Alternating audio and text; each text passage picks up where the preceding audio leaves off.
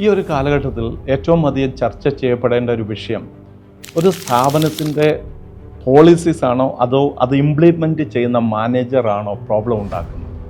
പല എംപ്ലോയീസും ഇന്ന് മാനേജറുടെ കഴിവ് കേടുകൊണ്ട് തന്നെ ഒത്തിരിയധികം പ്രോബ്ലത്തിലുണ്ടാകും.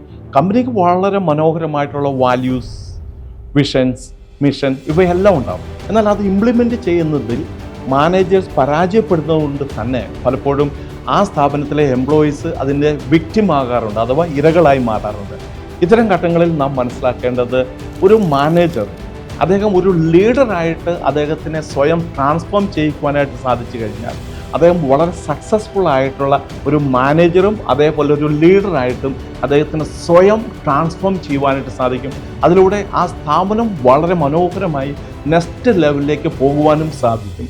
അതുകൊണ്ട് തന്നെ ഒരു മാനേജർ ഒരു ലീഡർ ആവുക എന്നതാണ് ഏറ്റവും പ്രാധാന്യം അറിയിക്കുന്നത്.